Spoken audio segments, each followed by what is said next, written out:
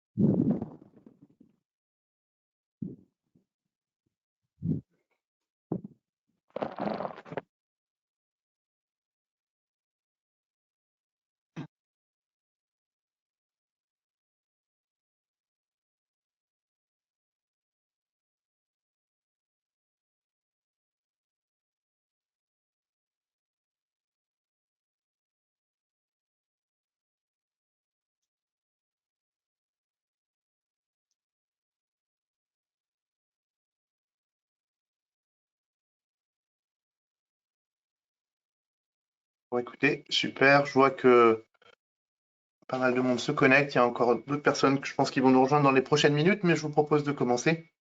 Donc voilà, pour ceux qui viennent d'arriver, donc merci de vous connecter sur ce webinaire Métatlantique avec nous ce matin.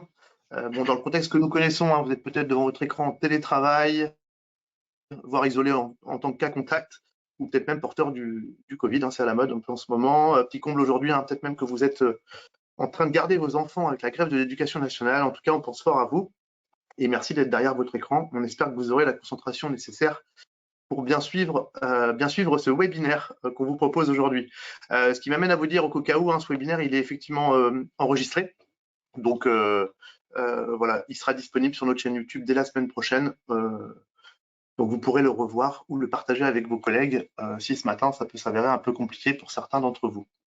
Sur le plan technique, pour poser vos questions à nos intervenants, on vous invite à utiliser le petit pictogramme en forme de point d'interrogation qui devrait normalement se situer en bas à droite de votre écran. Nous y répondrons donc éventuellement au fil de l'eau en fonction des questions, mais plutôt idéalement à la fin du webinaire. On a voulu prendre 1h30 pour se donner vraiment le temps des questions. Le propos durera plutôt de l'ordre d'1 heure justement, donc ça nous laisse vraiment du temps en fin de session pour pouvoir échanger et répondre à vos questions. L'idée, c'est aussi de vous libérer en temps et en heure à 12 heures grand maximum. Petit rappel sur les questions, ça se compose généralement d'un mot interrogatif, verbe, sujet, et se termine par un point d'interrogation. Je dis ça parce que sinon, on a rapidement affaire à des remarques ou des points de vue, et comme on est près d'une centaine connectés ce matin, on va évidemment, ça va être compliqué d'exposer le point de vue de tous. Voilà le petit rappel un peu méthodologique. Le support de présentation également vous sera envoyé début de semaine prochaine par email. Vous pourrez le télécharger. Voilà. Métatlantique, moi-même je suis Mickaël Thomas, donc délégué général animateur de l'association du cluster Métatlantique, association loi 1901. On réunit aujourd'hui 45 entreprises de la filière méthane renouvelable, notamment méthanisation, des entreprises qui sont établies en Pays de la Loire. Toute la chaîne de valeur est représentée. Je dois avoir une petite slide justement qui affiche les adhérents. Un petit instant. Donc toute la chaîne de valeur est représentée, des constructeurs, des développeurs, bureaux d'études, fabricants de composants, organismes de financement également, apporteurs de solutions et technologies. Vous êtes certains adhérents connectés ce matin aussi pour venir un petit peu vous abreuver des différentes informations sur le sujet de l'industrie. On incube également le club BioGNVP de la Loire pour sensibiliser les entreprises et les transporteurs sur cette mobilité bas carbone. et appuyer le développement des organisations régionales qui proposent ces solutions, toujours pour promouvoir l'usage de ce biométhane fabriqué sur nos territoires, impulsé par les entreprises adhérentes et nos partenaires et financeurs, que sont le Conseil régional et l'ADEME. On propose des actions justement concrètes de sensibilisation, de promotion et de développement de cette filière et de professionnalisation justement des adhérents. Donc, si vous êtes une entreprise basée en Pays de la Loire et travaillez sur ces sujets, n'hésitez pas à venir nous rejoindre au sein de cette entité collective qu'est Métatlantique. Voilà, je referme un petit peu cette courte page de publicité. Et on va rentrer un peu plus dans le vif du sujet. Le biométhane pour décarboner l'industrie. Ce thème, il avait déjà fait l'objet d'un webinaire dédié qu'on avait fait fin 2020 avec Sylvie Jadoul et Philippe Merci de GRT Gaz, et ainsi que Patrice Gouin pour GRDF Centre-Ouest. Les industriels qui avaient participé à l'époque avaient exprimé la volonté d'aller plus loin sur le sujet, notamment sur le système EU-ETS par exemple. C'est pourquoi dans le cadre de la participation d'Engie au sein du cluster Métatlantique, nous pouvons vous proposer aujourd'hui une sorte de dream team un peu ad hoc sur le sujet afin de vous offrir justement les meilleures informations. Et pour rentrer donc un peu plus dans le détail de ces éléments, je suis ravi d'accueillir pour ce webinaire justement les différents experts qui sont avec nous aujourd'hui, à savoir Camille Jandot de Engie Lab Crigène, Marie-Odile Bevaden pour Engie Entreprises et Collectivités, Adrien Zingerman et Thierry Cadon aussi pour Engie Entreprises et Collectivités. Et puis on a la chance d'accueillir Boris Bonneau avec, on aura le retour d'expérience d'un industriel justement, à savoir le groupe Legrand. Donc merci par avance déjà à l'ensemble des intervenants d'être présents avec nous ce matin. Et je vous propose de rentrer assez rapidement dans le sujet. En termes de programme, on va commencer par une partie sémantique, vocabulaire pour bien savoir de quoi on parle. Alors vous êtes certains professionnels de la filière biométhane, donc vous connaissez déjà ces éléments-là, mais l'idée est évidemment ce matin de s'adresser aux industriels du Grand Ouest qui sont connectés. Une partie un peu définition, caractéristiques et spécificités du biométhane justement, comment valoriser ça dans les démarches RSE de vos entreprises, une partie dédiée au système EU-ETS justement sur le système européen d'échange de quotas d'émissions carbone, et puis le principe général d'une offre décarbonée de biométhane, et on terminera par le retour d'expérience de Boris Bonneau. Voilà, je vous propose de commencer. Thierry, je vais t'inviter à prendre ton micro et prendre la parole sur le sujet, et je vais te donner la main pour passer des slides.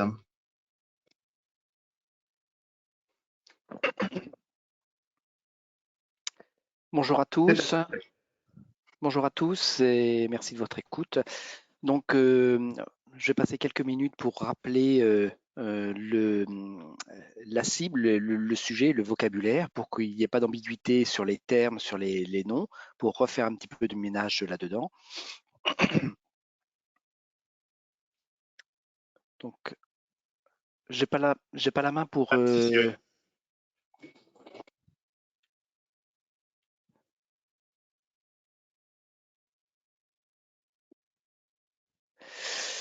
Donc, qu'est-ce que le gaz vert? Il est nécessaire de différencier l'énergie fabriquée et livrée et l'usage qui en est fait.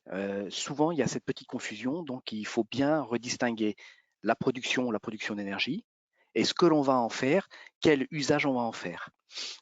L'intérêt de bien différencier cette sémantique, c'est que derrière, suivant le produit auquel on s'adresse, eh bien, les coûts ne sont pas les mêmes et la fiscalité n'est pas la même. Sur l'énergie verte, on va retrouver différentes technologies. On va retrouver la méthanisation, on va retrouver la pyrogasification, on va retrouver le power to gas. J'essaye de grossir mon écran. Voilà.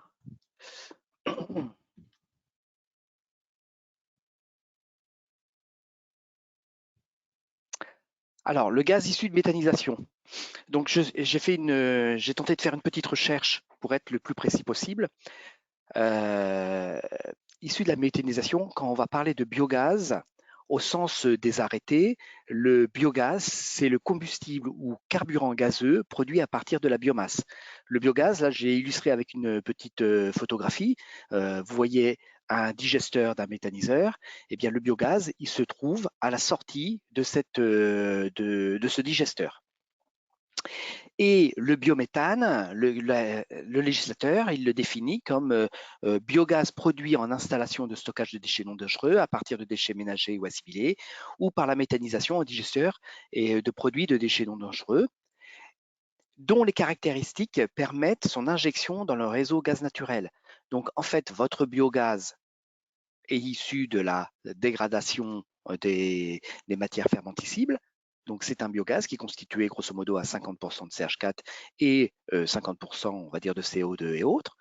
Dès l'instant où il va être épuré ici à travers une unité de purification et contrôlé avant injection dans les réseaux, et bien là, cette fois-ci, il portera, une fois qu'il sera injecté et mis aux spécifications de l'opérateur de réseau, cette fois-ci, il s'appellera biométhane. Vous allez entendre parler de gaz de synthèse. Alors si je fais juste un petit retour en arrière, aujourd'hui, la méthanisation, le biométhane, est un tarif qui est soutenu et qui est subventionné par les pouvoirs publics côté producteur. Gaz de synthèse, alors là, vous allez entendre parler de différentes technologies, vous allez entendre parler de pyrolyse et de gazéification. Donc là, en fait, c'est simplement des produits qui vont subir des traitements à différentes températures et qui vont les amener à ce qu'on appellera un gaz de synthèse. Sur ces gaz de synthèse, aujourd'hui, en tant que producteur, il n'existe pas de tarif soutenu. On peut imaginer que ces tarifs soutenus apparaîtront d'ici 2 à 3 ans dans le cadre de la prochaine PPE. On a parlé des gaz renouvelables, méthanisation et gaz de synthèse. Maintenant, on va parler des gaz conventionnels. Donc, on est bien toujours côté production d'énergie. Donc, le plus connu, c'est ce qu'on appelle le gaz naturel conventionnel. Donc, ce gaz naturel conventionnel, on va le nommer gaz naturel, CH4, gaz gris, gaz naturel fossile, gaz fossile, gaz de ville. Alors là, il y a un petit abus de langage, parce qu'en fait, le gaz de ville, en fait, c'est un gaz manufacturé, mais le gaz de ville est devenu le frigo, le réfrigérateur. Voilà.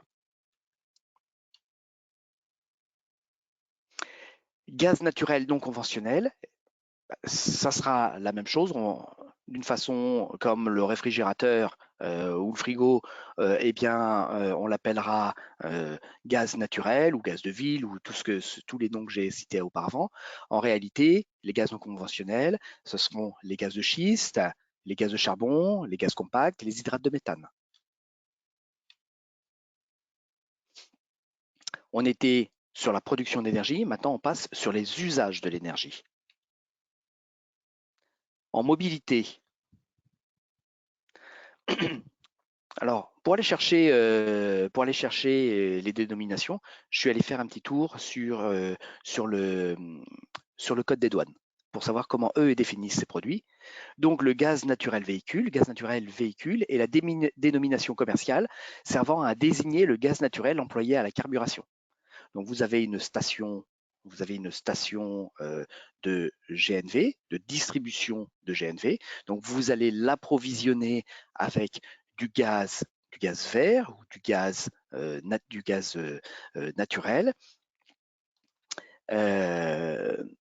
Et vous aurez un usage qui sera le gaz naturel véhicule.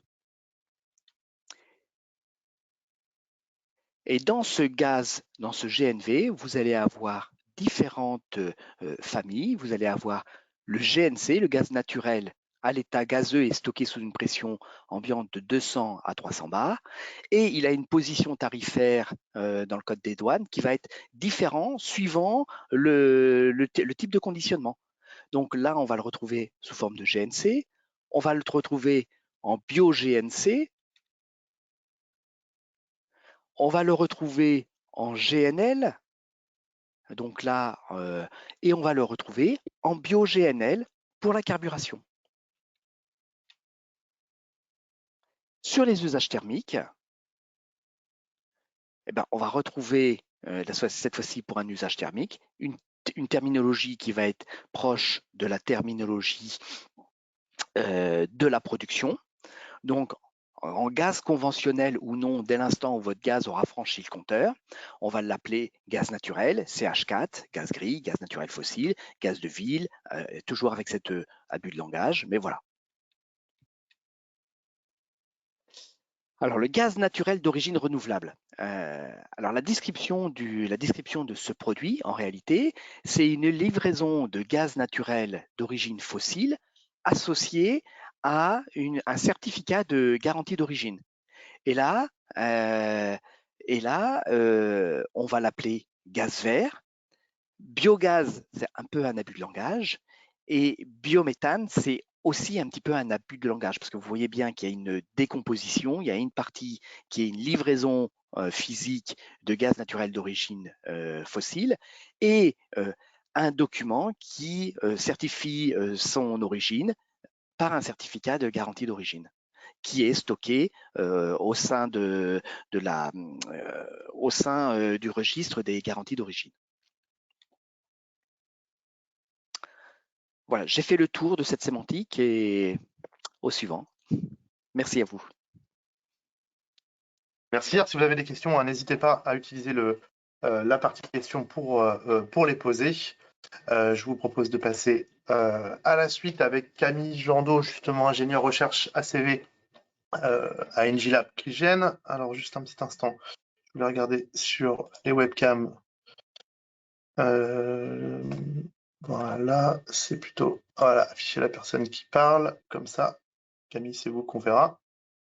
Je vous donne la main également sur la souris. Super. Voilà, merci. C'est à vous. Bonjour à tous. Du coup, effectivement, Camille Jandot, ingénieure de recherche au centre de recherche Le Crigène d'Engie. Donc, moi, je travaille sur tout ce qui est analyse de cycle de vie et impacts environnementaux. Et c'est l'objet de la présentation qui suit. Comment parler du bilan carbone du gaz naturel d'origine renouvelable et quelles sont les spécificités de ce bilan carbone et de la durabilité des gaz verts au sens large. Alors, du coup, je vous ai fait l'introduction sur la slide. Quand on parle de bilan carbone de gaz, donc que ce soit du gaz naturel conventionnel ou du gaz naturel d'origine renouvelable, on prend en compte toutes les étapes de cycle de vie. C'est ce qu'on appelle les différents scopes quand on regarde un bilan carbone. Donc, on prend en compte ce qu'on appelle le scope 1, qui correspond vraiment aux émissions directes à l'utilisation du gaz. On prend en compte tout ce qui va être scope 2, qui sont les émissions indirectes liées à l'utilisation notamment d'électricité. Et le scope 3 qui finalement représente l'ensemble des autres émissions indirectes, donc tout ce qui va être consommable, ce qui va être lié au transport, lié aux infrastructures, etc. Et finalement, la prise en compte de ces scopes 1, 2 et 3 nous donne bien la perspective cycle de vie qui est prise en compte dans un bilan carbone. Donc, quand on regarde au niveau des gaz, que ce soit le gaz naturel conventionnel ou le gaz naturel d'origine renouvelable, on a bien un scope 1 qui correspond vraiment aux émissions directes à la combustion, donc à l'utilisation de ce gaz, donc soit dans l'entreprise, soit sur une chaudière individuelle, par exemple sur les différents usages qui ont été mentionnés précédemment par Thierry. Donc, on a bien des émissions directes à la combustion qui vont représenter le scope 1. On va avoir un scope 2 très faible lié à l'utilisation d'électricité lors de la combustion. Donc, c'est vraiment, par exemple, l'électricité qu'il faut pour mettre en route la chaudière. Donc, on est sur un scope 2 qui sera beaucoup plus anecdotique sur le bilan total. Et puis, on a un scope 3 qui va représenter finalement tout l'amont de ce gaz avant son utilisation. Donc, dans le cadre du gaz naturel conventionnel, on va prendre en compte l'exploration, la production, le transport international dans les pipelines ou européens, la distribution nationale jusqu'à l'utilisateur final, où là, du coup, on arrive sur le scope 1 pour les émissions directes à la combustion. Pour le gaz naturel d'origine renouvelable, et ici, c'est l'exemple de la méthanisation, sont pris en compte dans le scope 3, donc dans tout l'amont du gaz, toute la gestion des substrats qui vont être utilisés en méthanisation, le procédé en tant que tel, et de nouveau la distribution jusqu'à l'utilisateur final. Donc, on a dans les deux cas, dans le bilan carbone, prise en compte de ces différents scopes avec une spécificité quand même où on a un scope 1 et un scope 3 qui sont plus important que le scope 2 qui finalement reste assez anecdotique sur l'utilisation d'électricité. Mais dans tous les cas, on prend bien une approche cycle de vie sur le bilan carbone. Le bilan carbone, on raisonne en kilos CO2 équivalent. On va avoir un score total en kilos CO2 équivalent et on va prendre en compte du coup l'impact de plusieurs gaz plusieurs gaz à effet de serre avec leur pouvoir réchauffant individuel. On connaît donc le CO2, le dioxyde de carbone dont on parle beaucoup, mais on prend également tout ce qui va être méthane, tout ce qui va être N2O ou encore d'autres gaz à effet de serre dont on parle un peu moins, mais qui sont aussi importants, SF6, les HFC, etc. Donc on va prendre vraiment sur l'ensemble du cycle de vie, l'ensemble des gaz à effet de serre avec leur pouvoir réchauffant. Une spécificité quand même, il faut le noter, c'est que pour les gaz à effet de serre qui sont carbonés, à savoir le CO2 et le CH4, on va avoir une différenciation quand même du pouvoir réchauffant de ces gaz en fonction du cycle dans lequel ils s'inscrivent. Alors, ça paraît un peu flou comme ça, mais je vais rentrer un peu plus dans le détail. On va distinguer finalement deux types de cycles, à savoir un cycle fossile, où on va avoir des émissions de carbone, donc carbone sous forme de méthane ou carbone sous forme de CO2, qui proviennent d'un réservoir fossile, typiquement le gaz naturel, qui a quand même été stocké pendant des millions d'années pour en faire du méthane qu'on peut extraire. Donc là, on parle d'un réservoir fossile. Et quand on émet le carbone issu de ce réservoir fossile, on parle vraiment de carbone fossile, donc de CO2 fossile ou de CH4 méthane fossile. Et puis, on va avoir un cycle qui est plus biogénique, je vais aller un peu vite, qui finalement parle de réservoir de biomasse. C'est typiquement le cas, je ne sais pas pourquoi on est revenu en arrière, le cas du biométhane, alors, abus de langage, du gaz naturel d'origine renouvelable, pour lequel on a un réservoir de biomasse, par exemple les cultures, où on va avoir de la captation de carbone. Et ce carbone, quand il va être réémis dans l'atmosphère au moment de la combustion, par exemple, va être dans un laps de temps beaucoup plus court que le gaz naturel, réabsorbé sur le cycle prochain de la biomasse. Donc là, on est sur un cycle beaucoup plus court de émission-absorption, et c'est ce qu'on appelle le cycle biogénique. Donc on n'a pas de la même temporalité entre émettre du CO2 ou émettre du carbone sous forme de méthane également, issu d'un cycle, d'un réservoir fossile qui a mis des millions d'années à se capter et se transformer, et un cycle biogénique où on parle d'une biomasse. Donc là, on n'est plus sur des temps humains, de l'ordre de 50, 20, 50 ans, peut-être 100 ans, mais sur une échelle de temps qui est beaucoup plus de l'ordre humain. De cette prise en compte de ces deux temporalités, et bien finalement, tout ce qui va être gaz à effet de serre carboné ne vont pas avoir les mêmes pouvoirs réchauffants en fonction de leur origine fossile ou de leur origine biogénique. Donc, dans notre bilan de gaz à effet de serre, dans notre bilan carbone sur les différents gaz, on va prendre en compte le dioxyde de carbone et le méthane, comme on en a parlé, mais on va différencier le dioxyde de carbone d'origine biogénique et le dioxyde de carbone d'origine fossile, et également la même chose pour tout ce qui est méthane. Donc, c'est ce qu'on voit ici. En plus de ça, donc à ne pas oublier, on prend également en compte les émissions le long du cycle de vie des autres gaz à effet de serre, N2O, SF6, HFC, etc. C'est important d'avoir cette distinction puisqu'on finalement, tous ces gaz-là vont avoir vraiment des pouvoirs réchauffants dans le bilan carbone qui vont être très différents. Bon, c'est assez intuitif, mais 1 kg de CO2 équivalent 1 kg de CO2 fossile émis, c'est 1 kg de CO2 équivalent. Ça, on est assez clair là-dessus, CO2 égale CO2. Par contre, les autres gaz à effet de serre vont avoir des pouvoirs réchauffants qui vont être potentiellement plus importants, comme le méthane, ou même encore comme le N2O. On voit qu'on 1 kg de N2O émis, c'est 265 kg de CO2 équivalent. Donc c'est quand même si les émissions sont moindres, le pouvoir réchauffant est plus important. Ici, ce sont les pouvoirs réchauffants qui sont utilisés par l'ADEME dans le reporting de sa base carbone. Donc vraiment les pouvoirs réchauffants qui aujourd'hui font référence dans la base carbone. Il est important de noter, on le voit ici, qu'on a une vraie distinction dans les pouvoirs réchauffants entre le biogénique et le fossile, que ce soit pour le CO2 comme pour le méthane. Alors le méthane moindre puisqu'on n'a pas une recaptation directe, mais pour le CO2, ce qui est sous-entendu par ce reporting, c'est que le CO2 biogénique, quand il est émis, il est recapté dans un cycle de temps court et du coup, finalement, son émission et sa captation se neutralisent pour un pouvoir réchauffant qui est 0. Alors, ça n'empêche pas de pouvoir comptabiliser ces émissions de CO2 biogénique à part, mais dans le bilan carbone en CO2 équivalent, les émissions de CO2 biogénique sont considérées à 0. Ça, c'est quelque chose à avoir en tête quand même qui va être important pour la suite. Alors, je vous spoil un peu, mais le CO2 émis lors de la combustion du biométhane, c'est du CO2 biogénique. Donc, on va voir un petit peu son effet. C'était une introduction sur les bilans carbone assez large, et puis là, on va rentrer un peu plus dans le détail de ce que ça représente par type de gaz. Mais voilà, pour avoir vraiment en tête on caractérise plusieurs molécules, et en fonction de leur origine, de leur cycle de temporalité, elles vont avoir des pouvoirs réchauffants différents. Ce qu'on voit sur le gaz naturel, donc on reprend un petit peu le cycle de vie qu'on avait vu précédemment, hein. Rappelez-vous, les émissions à la combustion qui étaient du scope 1, vraiment les émissions directes, et puis les émissions de l'amont qui sont du scope 3 dans l'exploration, dans la production et puis dans le transport.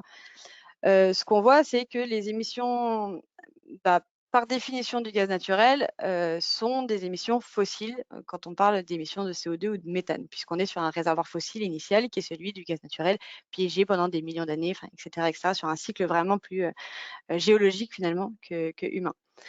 Le bilan carbone du gaz naturel, il va quand même, on n'a pas un bilan carbone du gaz naturel. Il va dépendre du pays d'origine dans lequel on se place, puisqu'on va avoir différents types d'extraction. Par exemple, aux États-Unis, on va avoir une extraction qui va être plus gaz de schiste qu'en Norvège. Donc vraiment, en fonction du pays de production, du pays d'origine du gaz naturel, on peut avoir des bilans différents. Également, en fonction du pays de consommation du gaz naturel, on va également avoir des facteurs qui vont varier, puisque il va falloir transporter ce gaz. Est-ce qu'on va avoir besoin de liquéfier, de regazéifier? Quel va être l'état et la longueur des pipelines qu'on va utiliser par exemple sur le gaz de Russie? Donc, on a vraiment on peut avoir des valeurs différentes dans la littérature en fonction du mix de pays, enfin du pays de production, du pays de consommation, et de si derrière on parle d'un mix de production ou d'un mix de consommation du pays. Quoi qu'il en soit, on a quand même des poules dans ces étapes de cycle de vie, des hotspots un peu, des émissions qui vont ressortir. Et les émissions majoritaires qu'on voit dans le bilan carbone final du gaz à effet de serre, du gaz naturel conventionnel, pardon, ce sont les émissions de CO2 fossile lors de sa phase d'exploration, qui sont souvent liées par exemple à la combustion du diesel. Les pertes de méthane potentielles sur les différentes étapes de transport, dans les pipelines, etc., qui sont du méthane fossile, puisqu'ils proviennent, encore une fois, du gaz naturel fossile. Et puis surtout, les émissions de CO2 à la combustion, où là, on va convertir en fait notre CH4, notre méthane en CO2 lors de la combustion, et on aura des émissions de CO2 qui sont du coup fossiles, puisqu'elles viennent du méthane et qui sont du gaz naturel et qui sont du coup prépondérantes dans le bilan. Donc, c'était une slide surtout pour montrer que lorsqu'on parle du gaz naturel, on a des émissions le long de son cycle de vie, et ce sont toujours des émissions fossiles. C'est vraiment une des spécificités qui, encore une fois, spoiler alert, mais vont changer dans le cadre du biométhane et du gaz naturel d'origine renouvelable. Et justement, le gaz naturel d'origine renouvelable, si on reprend un petit peu le cycle de vie dont on parlait précédemment, on a de nouveau les émissions à la combustion en scope 1, et puis les émissions liées à la gestion des substrats, aux procédés de méthanisation qui sont en scope 3. Et cette fois-ci, on ne va plus raisonner en émissions carbonées fossiles, mais en émissions carbonées biogéniques, puisque, encore une fois, la méthanisation, typiquement, va faire appel à des substrats, par définition, biologiques, et du coup de biomasse, qui s'inscrivent dans une temporalité plutôt humaine et non pas géologique. Et donc, on va considérer que les émissions de ce carbone vont être compensées par une réabsorption au niveau, par exemple, de la croissance des plantes si on utilise des cultures. Donc ici, on retrouve par exemple les potentielles fuites de méthane dans la distribution, mais qui sont cette fois-ci caractérisées sous forme de méthane biogénique, puisqu'on est sur un réservoir de base qui est biomasse. À la combustion, on a les mêmes émissions de CO2 qu'au niveau du gaz naturel, à la différence près que ce ne sont plus des émissions de CO2 fossiles, mais des émissions de CO2 biogéniques, donc qui sont caractérisées différemment au sens du bilan carbone. Une petite précision quand même, encore une fois, on n'a pas forcément une valeur de bilan carbone de biométhane. On va avoir des variations assez importantes en fonction du type de substrat, par exemple, que l'on va considérer. Hein. Si on considère du fumier, du lisier, des cultures dédiées, des cives ou encore des boues, on va avoir des spécifications qui vont varier et du coup un bilan carbone qui va varier. Typiquement, lorsqu'on a des cultures dédiées, on a de la fertilisation et on a des émissions de N2O au niveau de l'amont. Et rappelez-vous, le N2O était caractérisé à 365 kg de CO2 équivalent. Donc, ça se voit un petit peu dans le bilan. En fonction du pays de production aussi, on va avoir des schémas différents, enfin des bilans carbone qui vont être différents, notamment parce que le procédé de méthanisation utilise de l'électricité. Et en fonction du mix électrique finalement qui est utilisé, en France, on est quand même très nucléaire et très décarboné. Ce n'est pas forcément le cas, par exemple, pour l'Allemagne, avec un mix un peu plus gaz, voire un peu charbon, et pour lequel on aura des émissions de CO2 fossiles qui n'apparaissent pas là, puisqu'on est plutôt en contexte français, mais qui vont faire changer aussi la donne sur le bilan total. Et puis, une spécificité aussi quand même du biométhane, c'est qu'au-delà, le procédé de méthanisation, si on parle de la méthanisation uniquement, le procédé de méthanisation ne va pas amener uniquement à la fourniture d'énergie sous forme de biométhane, mais va aussi donner du digestat qui va permettre, par exemple, de la fertilisation. Donc, on a plusieurs services qui sont représentés au sein d'un même cycle de vie. Et je ne rentre pas dans les détails parce que là, sur le coup, on est vraiment sur de la méthodologie, analyse de cycle de vie, mais la prise en compte des bénéfices liés à cette fertilisation, est-ce qu'on évite une fertilisation chimique? Est-ce qu'au contraire, on ne considère pas ce bénéfice? Peut amener également à des scores différents dans la littérature. Tout ça pour vous dire qu'on est sur deux filières, le gaz naturel conventionnel et le gaz naturel d'origine renouvelable, qui peuvent avoir des scores différents, mais qui aujourd'hui ont quand même des valeurs reconnues, si j'arrive, hop, ouh là là, je suis allée trop vite encore, reconnues au sein de la base carbone de l'ADEME sous forme de mix de consommation. Donc on en a parlé, hein, dans les deux cas, on peut avoir des variations en fonction du pays de production, du pays de consommation, des types de substrats, etc. Aujourd'hui, il y a des valeurs qui font foi au sens du reporting français dans la base carbone, en tant que mix de consommation pour la France, donc vraiment pour la localisation France. Ce sont les scores qui sont présentés sur cette slide, où on a séparé volontairement les résultats sur le scope 1 et le scope 3, à la fois pour le gaz naturel conventionnel et le gaz naturel d'origine renouvelable.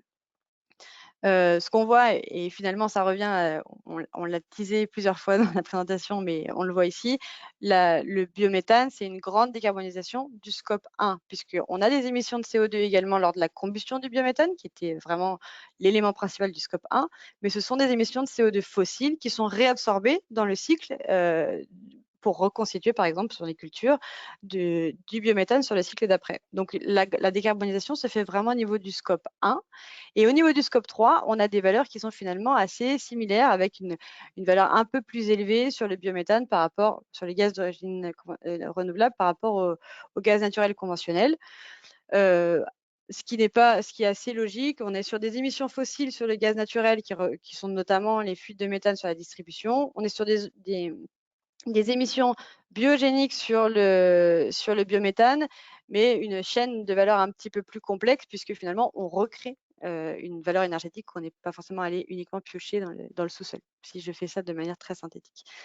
Ce qui fait qu'in fine, on a les valeurs ici en grammes de CO2 équivalent par kilowattheure PCI, et puis ici par kilowattheure PCS, en fonction des reportings, hein.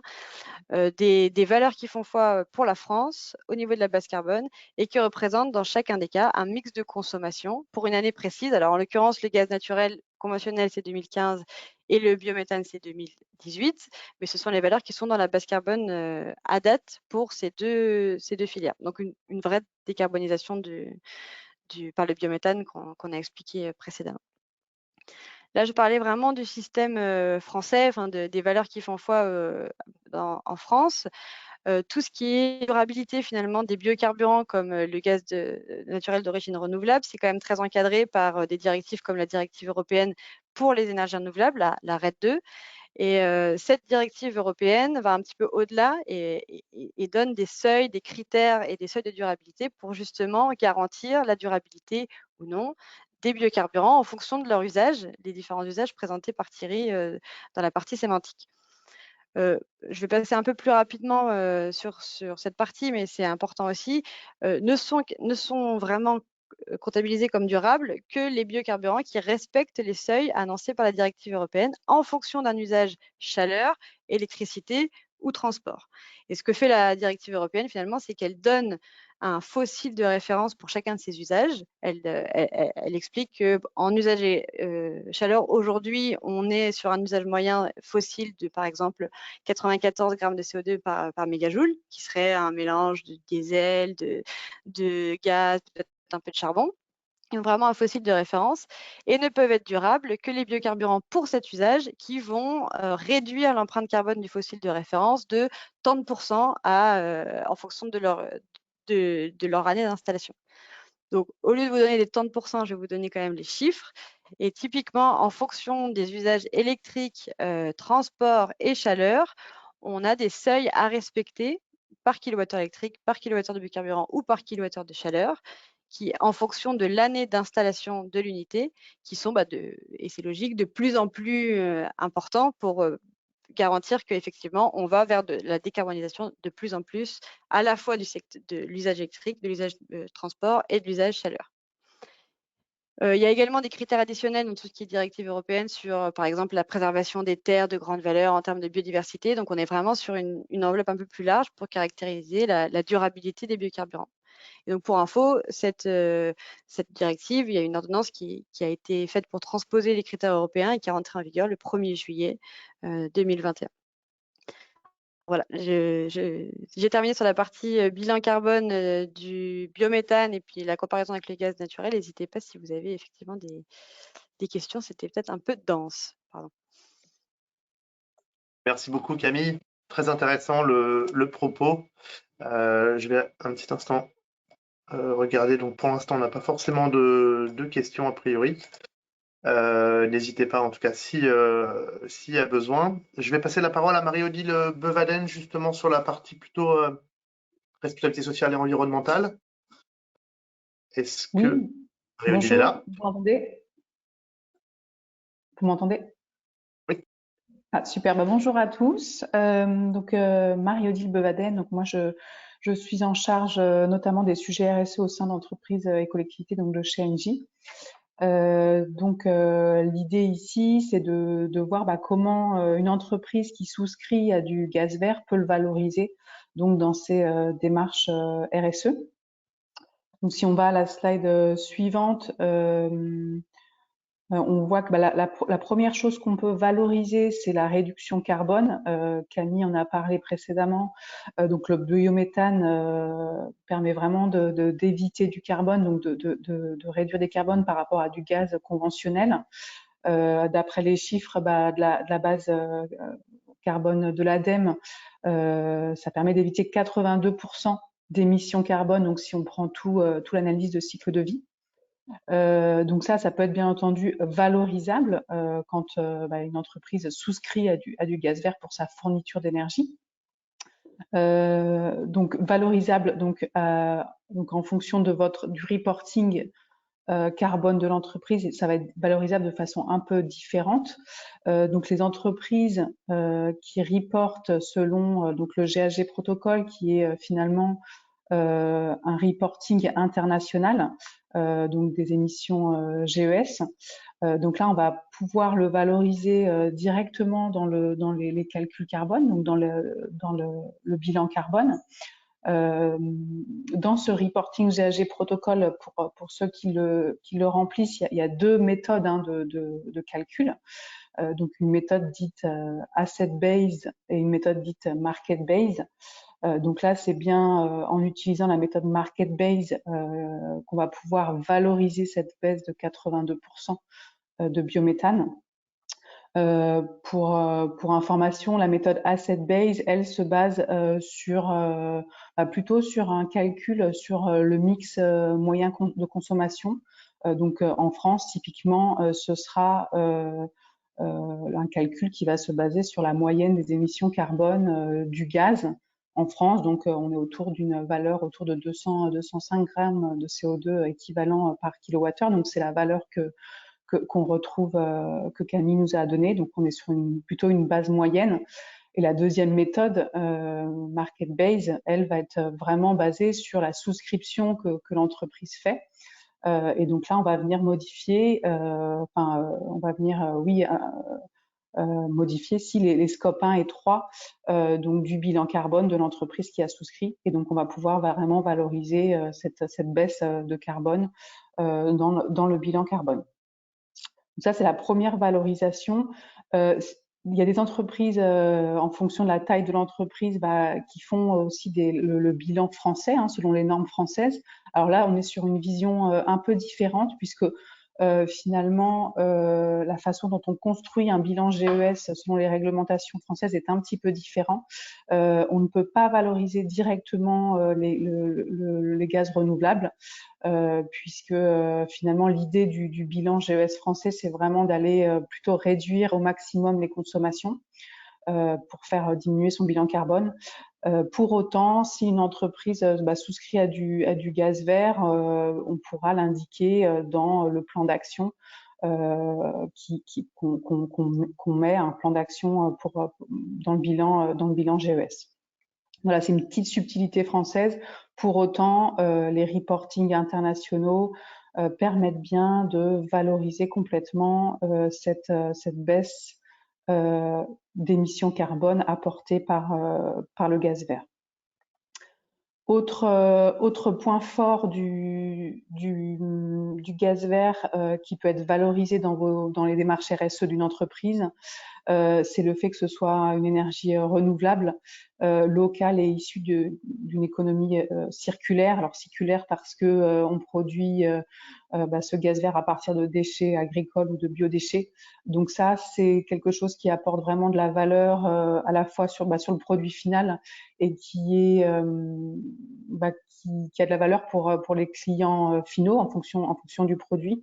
Ça, c'est vraiment quelque chose qu'on retrouve régulièrement et qui peut être aussi intégrable dans les coûts du produit final, puisque ça a de la valeur pour les clients finaux. C'est vrai qu'aujourd'hui, on a une volonté de plus en plus importante d'avoir des produits issus de démarches renouvelables, locales et issus de l'économie circulaire. Donc voilà, c'est des choses qui peuvent être valorisées aussi vis-à-vis des clients finaux en fonction des produits que l'entreprise vend. Voilà donc brièvement sur la valorisation. N'hésitez pas si vous avez des questions. Et puis je laisse la parole à Adrien. Merci beaucoup Marie-Odile. Alors j'ai dit une bêtise tout à l'heure, il y a bien des questions qui sont arrivées, c'est juste que j'avais appuyé sur le mauvais bouton. Donc il y a pas mal de questions, notamment à destination de Camille, mais qu'on prendra tout à l'heure, justement, plutôt en fin de session pour y répondre. Donc non, il y a bien des questions qui arrivent sur cette partie-là. Je vais passer la main effectivement à Adrien Zingerman pour la partie justement système européen d'échange de quotas d'émissions. Adrien.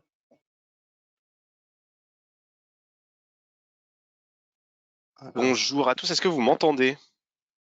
Très bien, Adrien, super.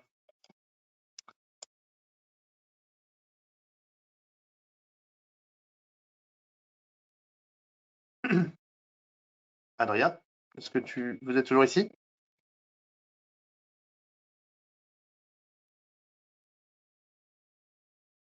Alors, Adrien, on a un petit souci de micro.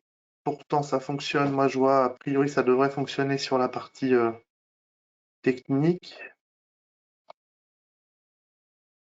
Allô, allô? Oui, c'est Est-ce bon que ça là. marche mieux comme ça? Ouais, on vient de vous récupérer. Super.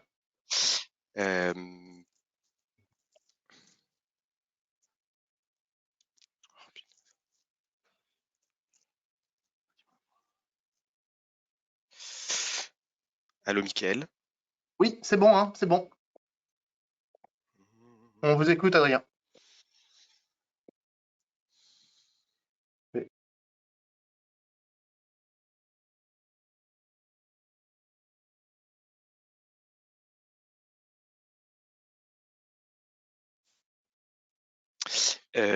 Donc, rebonjour à tous, Adrien Zingerman, je suis responsable de l'agence Franc Biométhane chez Entreprises et Collectivités, qui est l'entité qui a eu en charge la signature des contrats d'achat de biométhane avec les producteurs en France et qui du coup source le groupe Engie en biométhane pour ses offres à ses clients.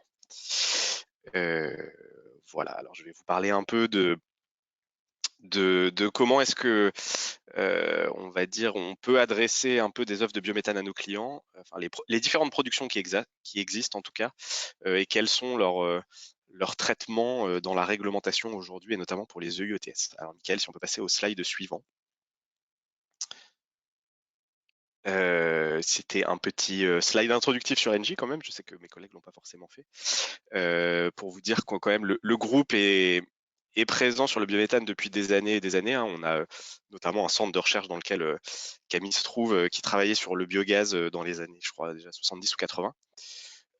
Et aujourd'hui, on a l'avantage du coup d'aller de ce centre de recherche qui nous apporte tout un tas de données techniques sur la filière. On a aussi un développeur de projet, on a plusieurs commercialisateurs et on a forcément un regard assez important sur ce sujet, on va dire, qui est considéré comme très, très stratégique par le groupe vu son importance pour le futur du gaz. Voilà, si on peut passer au slide suivant. Ok. Avant de vous parler de comment est-ce qu'on va décarboner l'industrie, on va dire ça comme ça, qu'est-ce qu'on a comme production de biométhane aujourd'hui en France possible? L'extrêmement majoritaire, elle est basée sur un tarif d'achat qui est garanti par l'État pendant 15 ans, auquel les producteurs ont le droit à partir du moment où ils signent un contrat d'achat avec un fournisseur de gaz naturel. Le fournisseur de gaz naturel, en contrepartie de ça, lui est propriétaire des garanties d'origine issues de la production du site. Alors pourquoi ça marche comme ça? En fait, l'État n'avait pas la capacité d'aller gérer en direct plusieurs dizaines, voire centaines de producteurs. Il a donc demandé aux fournisseurs de le faire. Le tarif d'achat est très supérieur, était très supérieur au marché du gaz naturel. Et donc, ça nécessite tout un équilibre de trésorerie un peu complexe à mettre en œuvre. Donc, autant vous dire que là, comme ça, faire le trésorier et la petite main de l'État pour la comptabilité, c'était pas extrêmement intéressant. Et donc, l'État nous a donné les garanties d'origine pour qu'on ait un intérêt commercial à le faire et que on ait un peu envie de se lancer là-dedans. Il a rajouté certaines choses. Au passage, l'État, les garanties d'origine sont soumises à ce qu'on appelle une réversion. Si l'usage du méthane est fait dans la mobilité, il n'y a pas de mécanisme de réversion de la valorisation financière qu'on fait des garanties d'origine. Si jamais c'est pour n'importe quel autre usage que la mobilité, là on doit reverser 75% de la valorisation financière d'Ego. L'État étant, il faut le dire, assez légitime à avoir mis en place un mécanisme comme ça, puisqu'il s'est dit, moi ça va me coûter, le tarif moyen il est d'à peu près 100 € du mégawattheure, jusqu'à un passé très récent, le gaz, on va dire que ça se baladait plutôt entre 20 et 40 € du mégawattheure. Donc l'État, ça lui coûtait quand même entre 80 et 60 € du mégawattheure le biométhane. Il se disait, si demain il y a un vrai marché à l'aval des garanties d'origine, il faut que j'en récupère une partie pour diminuer ma facture de soutien. Donc ce mécanisme, il va permettre, d'ici à un horizon de 2-3 ans, la production d'à peu près 12 à 15 TWh de biométhane. Si on passe à la slide suivante, l'État a fait évoluer le mécanisme qui reste assez similaire. Les producteurs doivent toujours signer avec un fournisseur de gaz naturel. Ils injectent toujours dans les réseaux qui est assez majoritairement GRDF. Il y a toujours un système de garantie d'origine qui est géré par un registre qui aujourd'hui est aussi tenu par GRDF. La grande différence, c'est que les garanties d'origine ne sont plus la propriété du fournisseur de gaz naturel. Les garanties d'origine sont la propriété de l'État qui pourra, s'il le souhaite, les mettre aux enchères. Et donc vraisemblablement des fournisseurs iraient à ces enchères et c'est le mieux-disant qui remporte les lots. Alors il reste beaucoup d'interrogations sur ce mécanisme-là. Comment seront organisées les enchères? Quels volumes seront disponibles? Par paquet de combien cela sera-t-il vendu? Voilà, tout ça c'est des choses qu'on ne sait pas du tout aujourd'hui. Il faut savoir par ailleurs que toutes les garanties d'origine qui sont dans ce mécanisme peuvent être préemptées par les collectivités pour décarboner leurs propres usages si le méthaniseur est sur le terrain de la collectivité. Et par collectivité, on entend une communauté de communes ou une métropole ou des choses comme ça. Et c'est strictement pour ses propres usages. Ça, c'est pour que, là aussi c'était assez légitime comme moyen de fonctionnement, c'est pour que les collectivités qui accueillent les méthaniseurs y voient un intérêt assez direct. Donc les volumes qui vont être disponibles aux enchères des garanties d'origine sont assez inconnus aujourd'hui, mais on sent quand même aujourd'hui le mécanisme, le tarif a été revu au passage et il est un peu plus dédié à des petits projets qui sont très très fortement sur de la production avec de l'effluent d'élevage. Donc ce ne seront pas les mêmes volumes que ceux de l'ancien tarif. On ne pense pas qu'on finira à 15 TWh ou alors il faudra très très longtemps pour en arriver là. Vraisemblablement, on sera plutôt dans une production de l'ordre de quelques TWh. Et donc, si on est optimiste, on va dire ça comme ça, avec ces deux tarifs d'achat, l'État devrait arriver à aider à la production de 20 TWh. Son petit souci, c'est que ses objectifs à l'horizon 2030, c'est plutôt la production de 40 TWh. Et donc, il s'est penché avec le reste de la filière sur un nouveau mécanisme pour poursuivre le développement de la production. Si on peut passer au slide suivant. Et donc là, on est sur un mécanisme qu'on va appeler extra-budgétaire, puisqu'on ne passe pas par le budget de l'État. Pour le dire entre guillemets de manière assez simple, c'est l'État qui obligerait les fournisseurs de gaz naturel à un taux d'incorporation de biométhane dans leurs achats en gaz. Donc, par exemple, l'État dit si vous vendez, c'est plutôt basé sur les ventes, mais si vous vendez 100 gigawattheures de gaz, vous devez couvrir 4% de ces volumes avec du biométhane non subventionné. Donc à ce moment-là, 4 gigawattheures. Que vous devez aller trouver auprès de producteurs français, et donc il ne doit pas y avoir de subvention à la production pour ces unités. Ce mécanisme, il l'a appelé des certificats, alors c'est un ancien slide, je suis désolé, c'était certificats verts, c'est certificats de production de biogaz ou de biométhane, j'ai un doute maintenant que ça s'appellerait. Les certificats, finalement, ce serait quelque chose qui ressemblerait un peu à des garanties d'origine, qui permettrait à un fournisseur d'attester qu'il a acheté les volumes qu'il devait acheter, et ces certificats pourraient être utilisés auprès des clients pour que eux se prévalent de consommer du biométhane. Donc ça ressemble un peu à des GO, ce ne sont pas des GO. La filière dans son ensemble aurait trouvé potentiellement un peu plus simple peut-être qu'il y ait d'un côté les certificats de production de biométhane entre l'État et les fournisseurs et qu'après on ait des garanties d'origine pour les commercialiser, parce que ça aurait fait un système unique de commercialisation qui est déjà suffisamment complexe comme ça. Et voilà, on trouvait ça un peu plus simple, mais pour l'instant, c'est pas le chemin qui est choisi par l'État. Donc, il n'y a pas de garantie d'origine avec ces volumes-là. Et donc, ce mécanisme est censé prendre le relais des tarifs d'achat pour atteindre donc les fameux potentiellement 10% de biométhane à l'horizon 2030. Donc, ça fait 20-25 TWh à produire dans ce mécanisme-là. Il a été intégré dans une loi, dans la loi climat et résilience, qui avait été votée en juillet, si je ne vous dis pas de bêtises. Et maintenant, il y a en cours des décrets d'application sur cette loi, qui sont soumis à consultation d'ailleurs en ce moment. Et la trajectoire exacte qui devra être soutenue par ce mécanisme sera définie dans la PPE. Donc, Thierry en parlait au tout début. C'est la programmation pluriannuelle de l'énergie. C'est là que l'État va se donner ses objectifs à minimum 5 ans pour la production d'énergie. Donc, on a ces mécanismes qui vont à très court terme ou à plus long terme aider au développement de la filière et nous amener à nous fournisseurs de quoi vous proposer des offres de biométhane. Et il reste évidemment une dernière possibilité, c'est toute la production totalement en dehors de mécanismes soutenus ou contraints. Aujourd'hui, évidemment, l'État n'empêche pas des producteurs de se rapprocher de consommateurs et de faire des contrats directs ou des contrats avec en intermédiaire un fournisseur s'il le faut, et se passer de son soutien ou d'obligations réglementaires. Et donc ça, c'est finalement le quatrième gros volet de production qui pourrait arriver, mais qui aujourd'hui est très peu, voire pas du tout étudié. Voilà, enfin, ça reste des balbutiements parce que le prix de production de biométhane, il est à 90-100 euros du mégawattheure.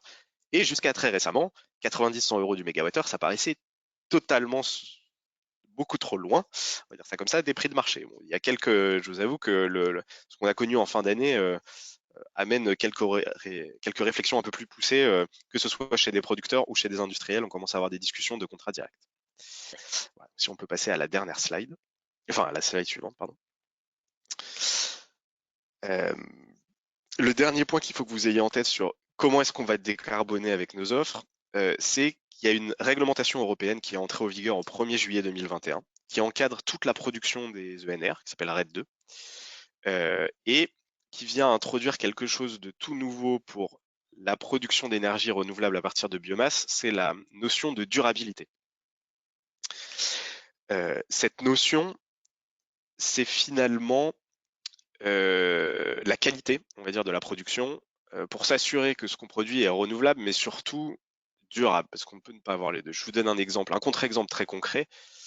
La production de biométhane, enfin, de biogaz d'ailleurs en Allemagne, c'est quand même beaucoup basé sur des champs de maïs, de l'élevage, un élevage de 50, 100, 150 vaches pour du lisier pour diluer, méthaniseur au pied de tout ça et rouler jeunesse en faisant maïs, lisier, maïs, lisier, avec de la culture dédiée. Et donc ça marche, hein, le maïs repousse bien chaque année grâce à la photosynthèse et aux engrais que les agriculteurs utilisaient. Toutefois, on voit bien qu'il y a un petit problème de soutenabilité à ce mécanisme. Et donc la durabilité va venir étudier tout ça. Comment a été produite la biomasse, d'où elle vient, quel est son facteur d'émission de CO2, est-ce qu'en la méthanisant, on permet vraiment des économies de CO2 par rapport à une valeur de référence? Est-ce qu'on ne vient pas perturber des marchés de biomasse par ailleurs? Voilà. Tout ça va être regardé.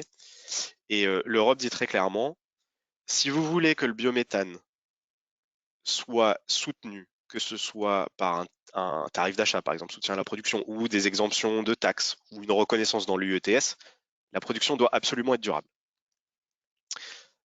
Et donc, c'est une nouvelle exigence qui arrive, notamment sur les producteurs français, de démontrer la durabilité de leur site. Alors, mettons-nous d'accord, pour les producteurs, hein, par rapport aux exigences qu'ils avaient dans ce qu'on appelle leurs autorisations à exploiter, en théorie, l'effort est limité, puisque c'est finalement juste un traçage assez basique de ce qui est fait de la matière et un bilan de CO2 qui n'est pas hautement complexe au milieu. Maintenant, ça nécessite quand même un vrai suivi digital de l'activité, et ça, c'est pas forcément la norme dans les sites chez nous. Et il faut quand même savoir que, justement, comme l'Europe sait que des petits sites n'auront pas forcément la capacité de mettre en place le suivi qu'il faut, elle n'oblige pas les sites de moins de 19,5 GWh PCS à démontrer leur durabilité. Alors on aurait pu penser que du coup par défaut la production serait considérée comme durable, c'est pas tout à fait le cas non plus. Voilà, donc si on peut passer au schéma suivant, au slide suivant, pardon, excuse-moi Mickaël.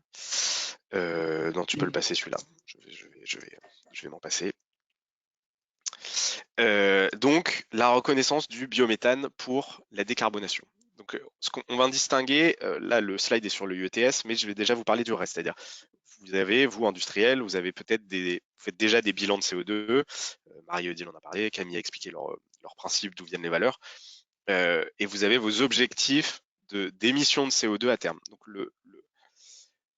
le fait que le biométhane soit décarboné est reconnu sans aucun problème.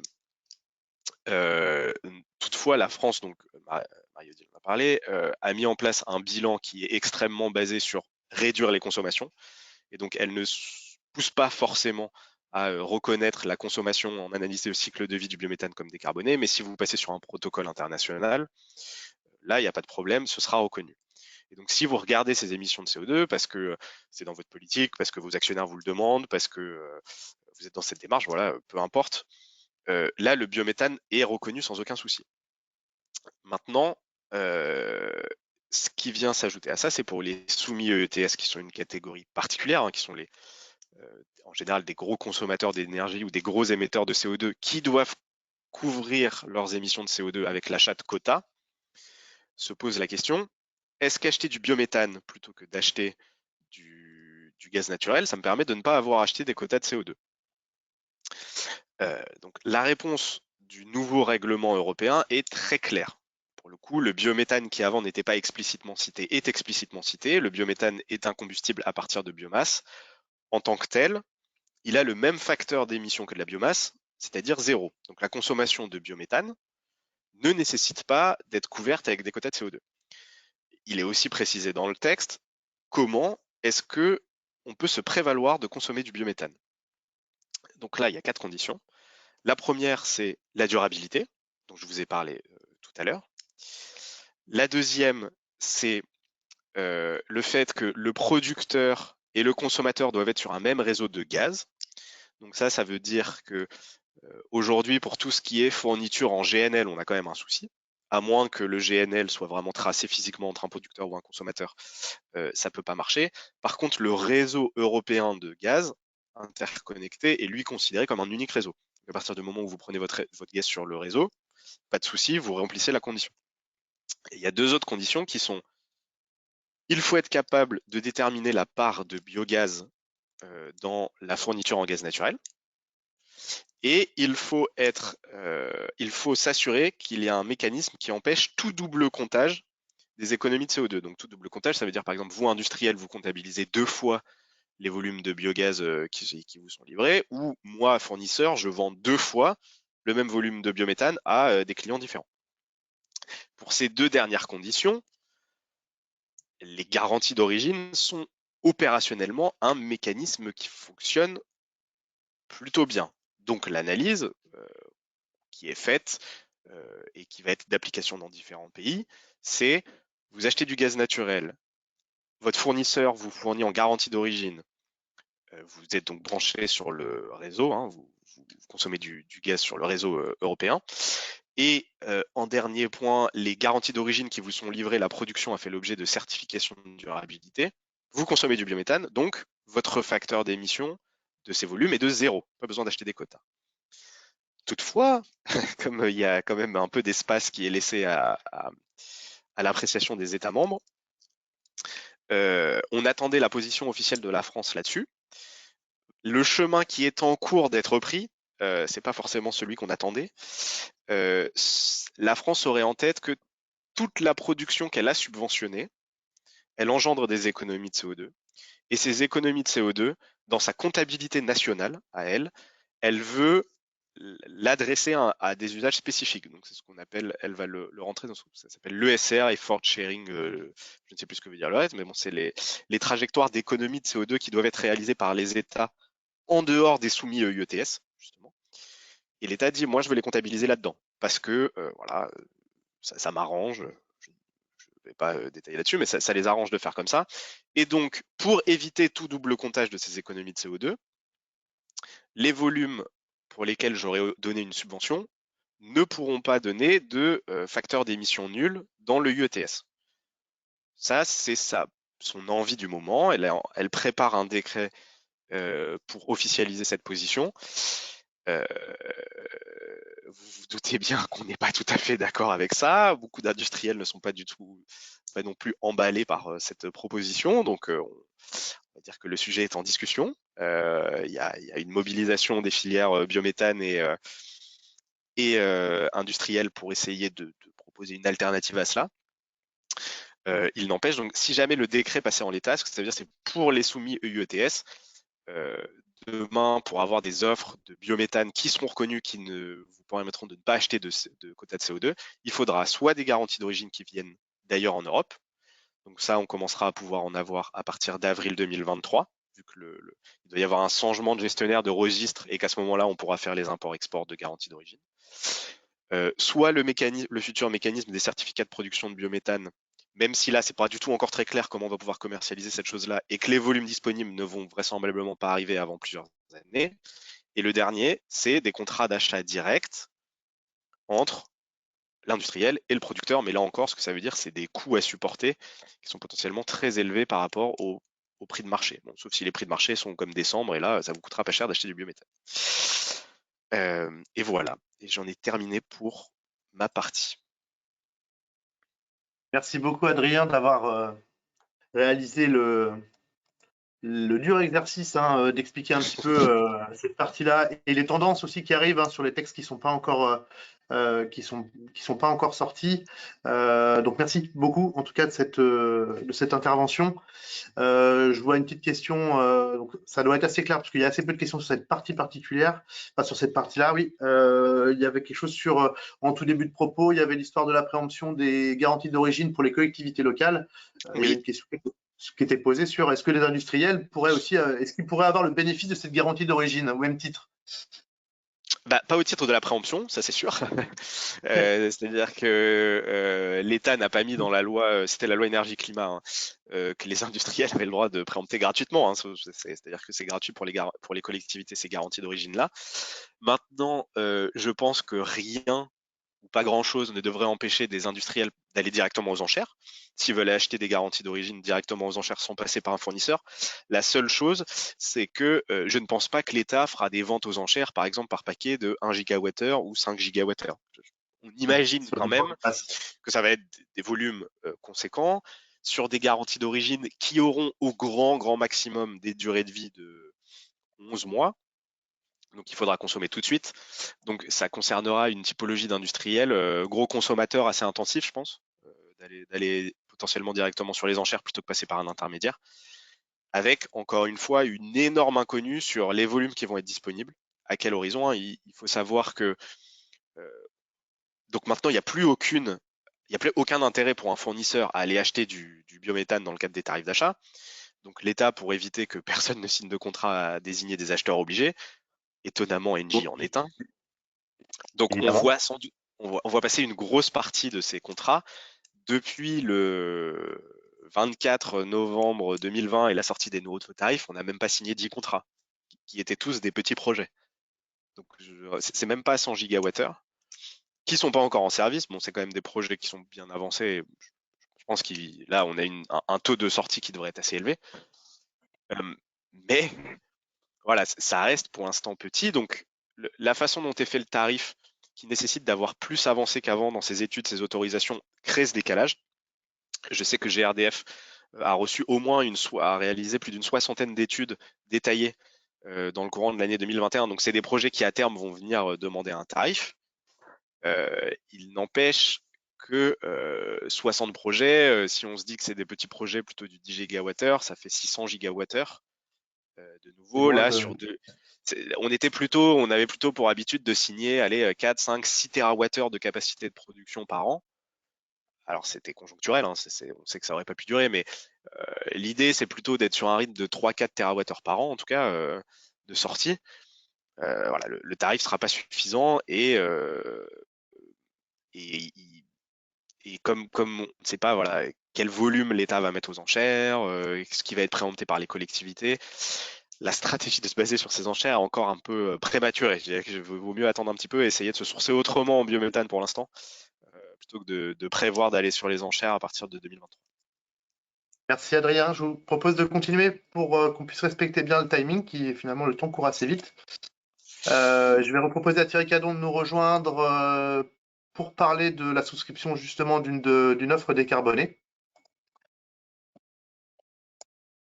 Thierry. Alors. C'est bon. Vous m'entendez? Est-ce que tu me laisses la main à nouveau, peut-être? Comme tu veux, ça marche. Petit instant.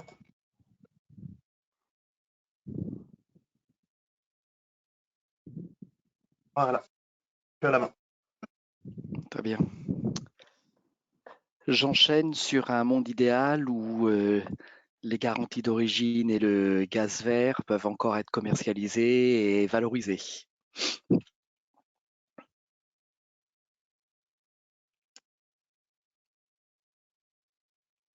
Ah, voilà. Alors, beaucoup vont me demander, et je pense que le grand SAT qui viendra faire un témoignage tout à l'heure nous expliquera un petit peu tout ça. La première chose, j'ai presque même envie de commencer le préambule en disant on parle d'efficience énergétique, on parle de contrat, on parle de production. Je vous rappelle que quand même, l'efficience énergétique, c'est la base pour décarboner. De la sobriété énergétique, c'est la base pour décarboner. Donc, il est important de faire des efforts pour une sobriété sur ces équipements. Il fallait le rappeler quand même dans cette discussion parce que on ne peut pas parler de production d'énergie et de consommation d'énergie sans parler de sobriété énergétique. Merci. Ouais. Mickaël, on t'entend? Tu étais au téléphone? Non, j'approuvais en ton sens en disant que c'était une bonne chose de le rappeler. Voilà. Merci. Donc, pourquoi choisir le gaz naturel d'origine renouvelable?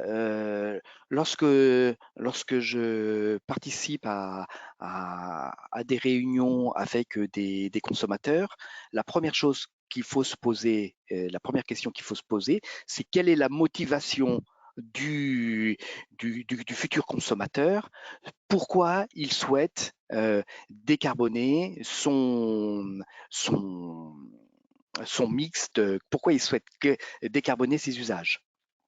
Alors, les avantages, c'est éviter les émissions de CO2, décarboner sa consommation avec les mêmes équipements que la consommation en gaz naturel. Vous avez vu tout à l'heure sur les scopes l'intérêt de décarboner.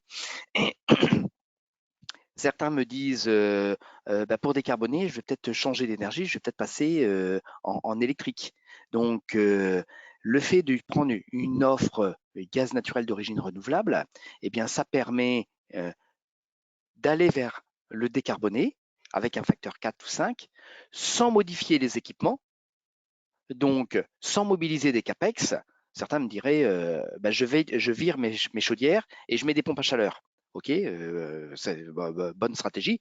Les pompes à chaleur, il va falloir les acheter, ça va coûter quelques capex. Et puis vous allez avoir des augmentations d'OPEX parce que l'entretien, vous allez avoir des coûts d'entretien qui seront quand même assez élevés, et vous allez avoir des coûts d'électricité quand même pour ces équipements. Pour les industriels qui sont derrière leur poste aujourd'hui, s'ils ont fait des achats d'électricité en novembre, décembre, janvier dernier, ils savent ce qui s'est passé sur le marché d'électricité. Donc, ça, c'est un avantage. Et puis, ce qui est intéressant aussi pour les industriels qui souhaitent contracter, c'est où ils se positionnent à travers leur démarche RSE, le bilan carbone, le bilan GHG protocole, et est-ce qu'ils ont un engagement particulier au Science Based Target Initiative. Ça, ce sont des motivations. Dans le bilan carbone, je rappelle, cette valorisation sera dans le plan d'action.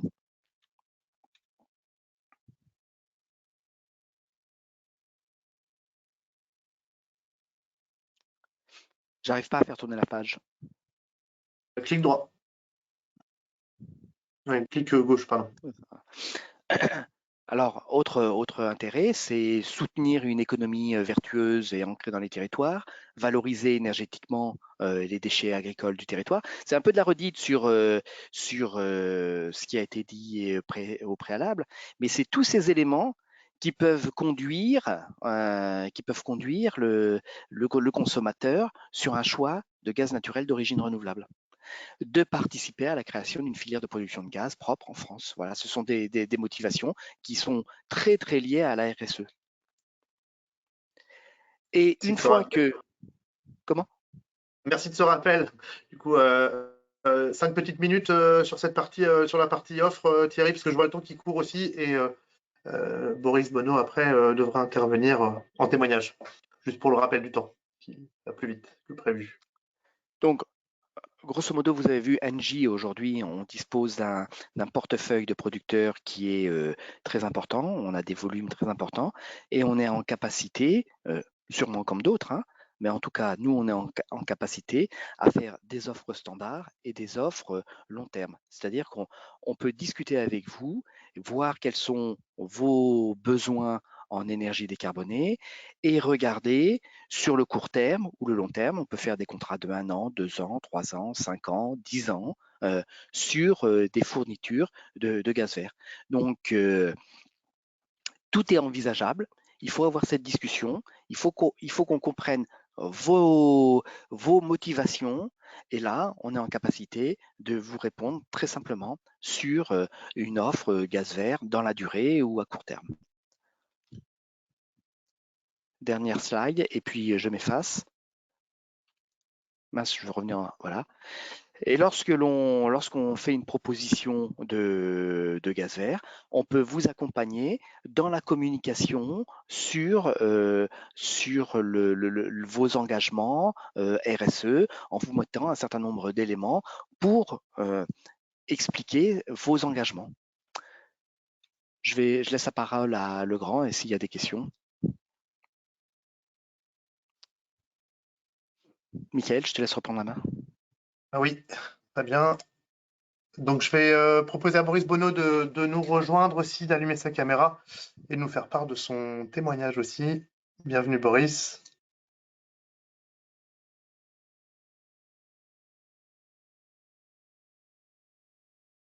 Alors, Boris, vous êtes là?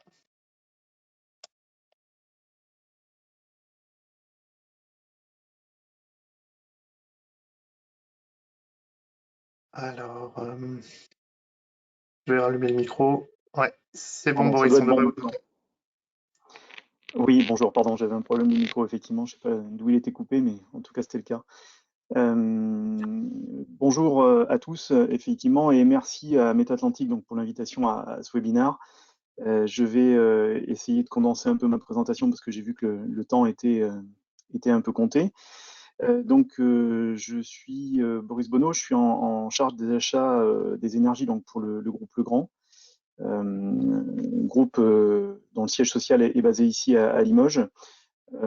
Je suis raccordé à la direction des achats du groupe. Ma mission va être d'acheter les énergies donc, pour l'ensemble de nos filiales en France et à l'étranger, et également d'acheter les énergies en adéquation avec notre politique RSE. Si vous pouvez passer au slide suivant, Michael, s'il vous plaît. Donc, juste quelques chiffres pour représenter notre groupe pour ceux qui ne le connaissent pas ou pas bien. Nous sommes présents donc sur le matériel électrique basse et moyenne tension et sur les réseaux d'information. Notre offre produit va du résidentiel à l'industriel en passant par le cheminement de câbles. Vous avez ici une illustration de l'ensemble, d'une bonne partie de nos gammes de produits. Avec les équipements des tableaux d'abonnés également et des sujets qui sont bien en vogue actuellement, la recharge des véhicules électriques par exemple. Nous sommes implantés dans 90 pays à travers le monde avec environ 36 000 collaborateurs, tout ça pour un chiffre d'affaires avoisinant les 6 milliards en 2020. Nos marques de référence, vous les apercevez ici à travers quelques-unes d'entre elles. Sachant que nos deux implantations principales en Europe sont Legrand pour la France et Betticino pour l'Italie. Vous pouvez passer au suivant.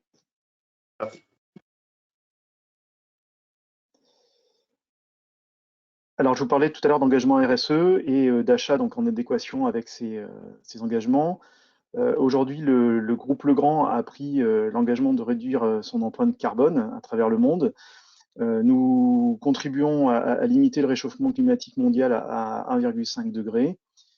Thierry Cadon a auparavant cité SBTI, donc organisme à travers lequel on a pris des engagements, à savoir moins 50% d'émissions de CO2 d'ici 2030 sur les scopes 1 et 2.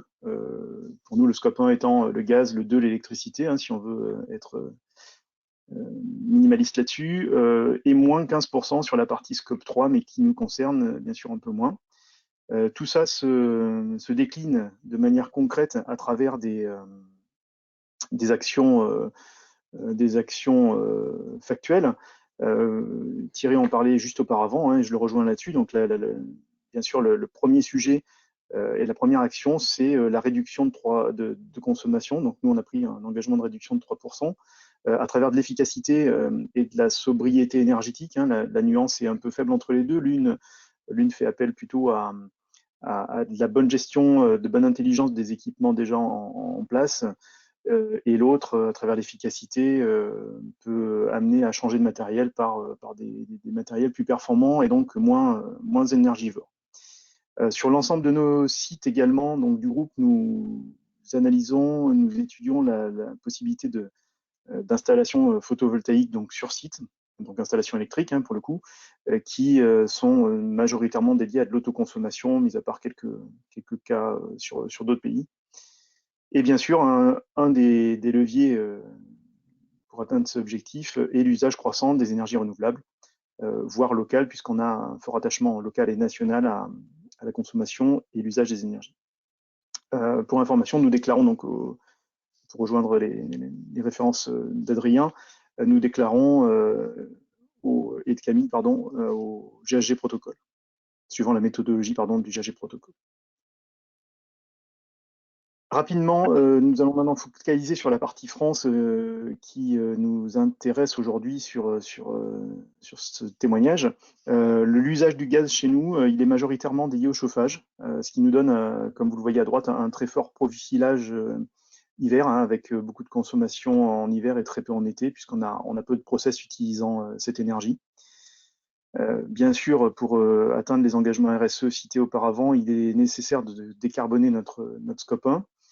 Notre choix là-dedans, ça a été donc d'intégrer, de conserver le matériel déjà, comme le disait Thierry Cadon. Donc, on n'a pas aujourd'hui sur cette partie-là engagé fortement, en tout cas, de passage du scope 1, donc consommation de gaz, vers un scope 2 qui consommerait de l'électricité.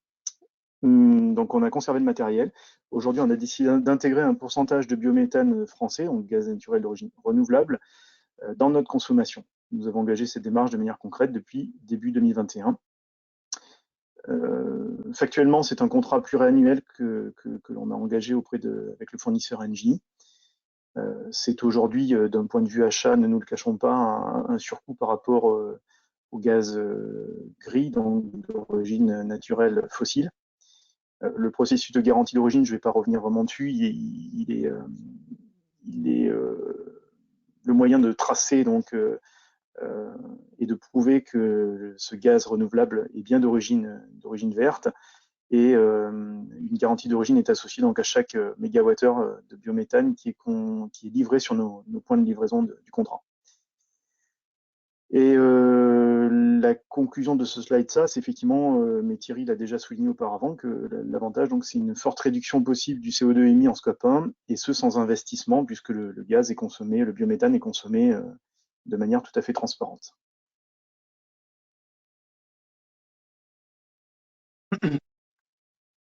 Ça nous ramène aux chiffres, mais qui ont déjà été présentés par Camille, donc avec le potentiel de décarbonation donc, du scope 1 lié à l'usage du gaz là-dessus. Je n'y reviendrai pas. Donc, vous pouvez passer, Michael.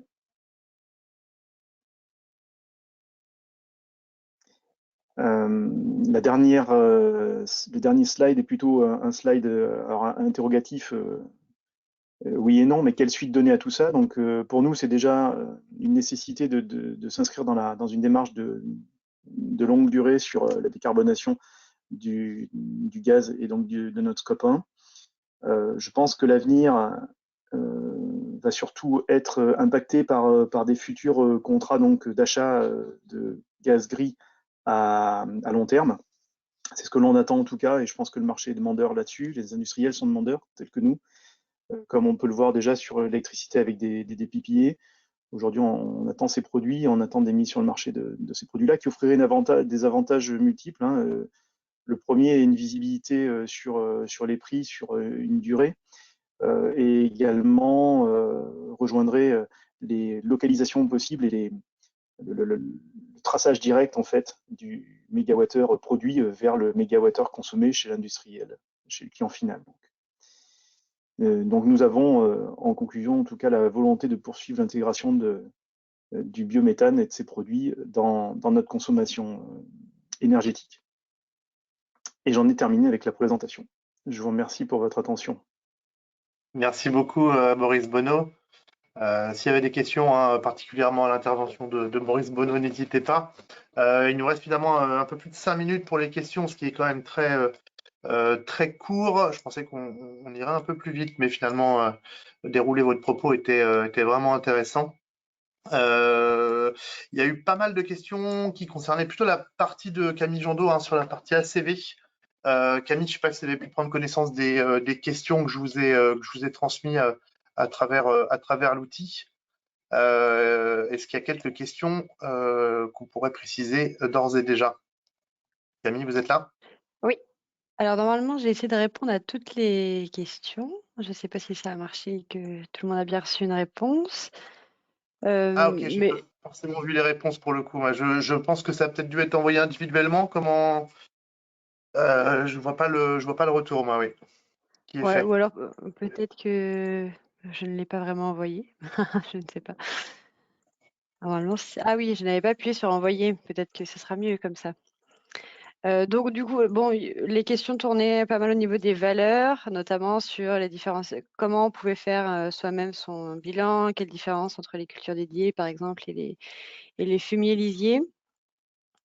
Donc on arrive dans les fameux débats sur comment prendre en compte quelle méthodologie et les chiffres qui varient dans la littérature. Si on se met par exemple au sens de la directive européenne qui donne des valeurs par défaut en fonction des types de substrats, qu'on se place à la même technologie, donc par exemple le digesta couvert et puis on brûle les off-gas dans le procédé, cette directive-là, elle donne comme valeur par défaut un moins 100 grammes de CO2 équivalent par mégajoule de biométhane quand il est issu de fumier lisier, donc en prenant vraiment en compte un bonus lié à l'utilisation de déchets. Et elle monte jusqu'à 30 grammes de CO2 équivalent par mégajoule pour le biométhane issu de cultures dédiées, où là, on n'a non seulement pas de bénéfices, mais en plus, on a l'impact de l'amont des cultures et notamment de la fertilisation azotée. Après, dans la vraie vie, on est limité dans la part des cultures dédiées dans les substrats, 15% c'est plafonné.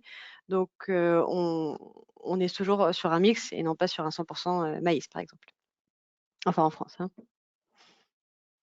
Super. Oui, je viens de voir que vous avez validé effectivement l'ensemble des questions là, qui sont arrivées, moi, sur la partie qui normalement doivent s'afficher pour l'ensemble des personnes participantes. Merci d'avoir pris le temps de répondre individuellement à chacune des questions. Si on reprend peut-être alors dans les autres parties, là, sur les 2-3 minutes qui nous restent, on avait répondu à celle-là. Il y avait quel intérêt pour un industriel d'acquérir des CPB de Camille Houillette à destination d'Adrien Zingerman? Alors Adrien, vous avez pris le temps d'y répondre aussi. Vous voulez peut-être le dire à l'oral, peut-être? Oui. Du coup, ce que je mettais dans mon message, le CPB sera un peu comme une garantie d'origine. Donc, si vous voulez vous prévaloir d'acheter du biométhane, il faudra peut-être en passer par là. Par contre, ce qui pour le coup est vraiment pas évident, c'est est-ce qu'on pourra adresser à des clients, est-ce qu'on pourra flécher les CPB comme on veut? Je m'explique, je vous disais que la DGEC va mettre en place une espèce de taux d'incorporation, donc par exemple 4 ou 5% des volumes achetés. Et donc, ce qui n'est pas impossible, et les échanges, je crois, il y a eu des échanges cette semaine sur le sujet, peut-être que ce que la DGEC veut faire, c'est l'ensemble des offres de biométhane des fournisseurs contiendront 4% de biométhane par défaut, s'ils imposent 4%. Et donc, on ne pourra pas dire à quelqu'un, je vous en donne 50% et aux autres, je leur donne rien. Voilà, donc ça, c'est des sujets qui sont à discuter. Ce n'était pas du tout notre vision du mécanisme. Nous, on voulait plutôt pouvoir flécher les CPB là où on avait envie, sachant qu'au début, nous, ce qu'on voulait, c'était des garanties d'origine, mais peu importe. Et la DGEC a plutôt, un peu comme le samplon 95 ou le samplon 98, vous aurez le même produit chez tous les fournisseurs, puisque tout le monde aura la même obligation de taux d'incorporation. Ok, super. Il y avait une question sur l'utilisation de son propre biométhane produit en tant que gaz décarboné pour ses propres besoins. Alors là, on est dans le cas d'un industriel qui a son propre site de méthanisation, c'est ce qu'on doit comprendre? Oui, j'imagine. Par exemple, j'ai un industriel qui aurait un méthaniseur pour traiter des effluents de boue, qui a une station d'épuration qui du coup fait des boues et veut les méthaniser avant de les enlever. Ça, on en a pas mal dans l'agro-industrie. Et donc là, aucun souci pour utiliser le biométhane. Il est normalement reconnu comme non émissif dans votre. Si vous êtes un soumis ETS, il n'est pas reconnu comme émissif, quoi. Enfin, le brûlé vous augmente pas vos émissions de CO2. Par contre, la seule chose, c'est qu'il faut bien pouvoir compter le biogaz qui est consommé. Donc ça, c'est des compteurs, hein, c'est pas spécialement compliqué, mais c'est le mécanisme qu'il faudra mettre en place. Voilà. Super. Il y a une dernière question qui vient d'arriver, mais je pense qu'on est un peu hors scope. Comment est intégré un captage de CO2 chez un industriel consommant du biométhane? Peut-il revendre ce CO2 capté sur le marché des quotas? Mais là, on sort de la partie production, mais plutôt là, on arrive sur une unité de captation CO2 directement. On sort du scope, je crois.